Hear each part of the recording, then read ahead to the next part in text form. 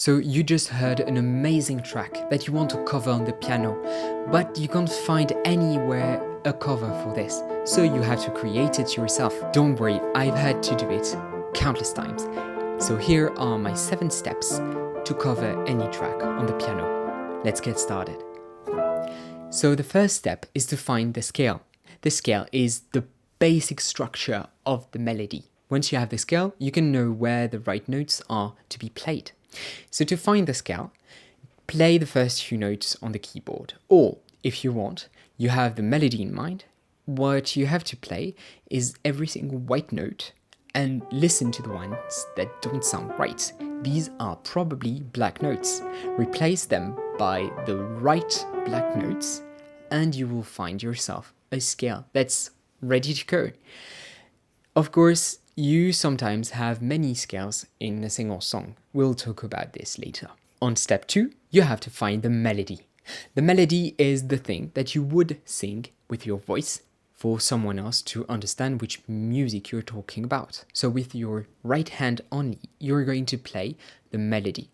Fiddle around. It's normal to make mistakes when you're looking for the melody. The more you do it, the easier it will be for you to find the right melody. And of course, play only on the scale that you have. At some point, you might encounter the notes that sound wrong again, and you don't understand why. That's probably because your music changed scale. So look for the right scale, the notes that changed at this point, and remember at which point of the song you changed scale. Once you have this information, it's easier for you to change scale while you play the melody because you remember where it is and where you come back. Although it's a bit of work, you can certainly do this. Step 3 is the accompaniment. The accompaniment comes after the melody. Of course, you're going to use only your left hand. And here is a tip. When you're playing a cover, most of the time, people can't hear what you're playing with your left hand. They just can hear that you're adding depth. So the easiest thing to do is to add just chords with your left hands. That's just as easy as it sounds. Don't put your left hand too far from your right hand and fiddle around once again with your scale. Just keep playing on the right hand the melody to find the right accompaniment.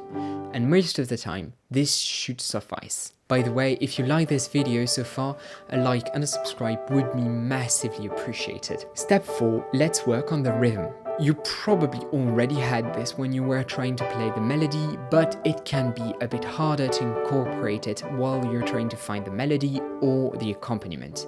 Now, when you're joining the two together, you have to find the right rhythm. Most of the songs that you might want to cover in pop or other genres are relatively simple, but if it's something in jazz or something that is very fast-paced, it can be a trickier part. I trust you because, you know, most of the time, if you play the right thing on your right hand, your left hand will follow. Step 5 at this point is to train. You just heard that I talked about training for the rhythm, but train the whole thing. And that's very important because once you have this in mind, you can go to step 6. So step 6 is variations and subtleties. The most important thing in this part is to understand where the song changes, because a song is not just the same melody and the same accompaniment playing over and over again for 20 minutes, or that's a very lame song. Most of the time you have an intro, you have a solo, you have an outro, you have some variations inside the song. The easiest thing to do is to put your headphones on and to listen to the song. Pause, try to play what the song is playing, play again, try to play again, pause, play again. And that's the way you can find the subtleties. The beginning is often the melody slightly modified with no accompaniment, played a bit slower. That's most of the song, so you've got a head start if you're playing an intro for a very common song. That's the same thing for the outro. Most of the time, you just go harder, louder and slower because it seems to fade away. Most of the time, that's the way to do. Of course, you will see that every song is different. So make sure you listen to the song to see what subtleties the artist incorporated in the song. And step 7 is your touch. Add your touch.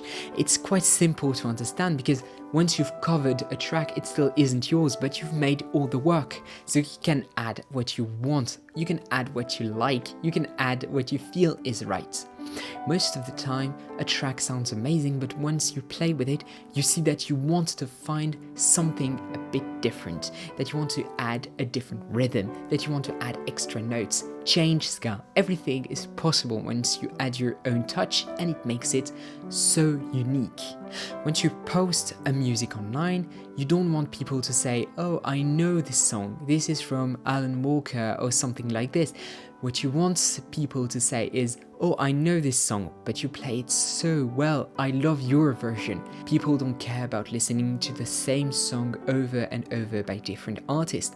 They want to hear different versions. They want to hear something that is creative.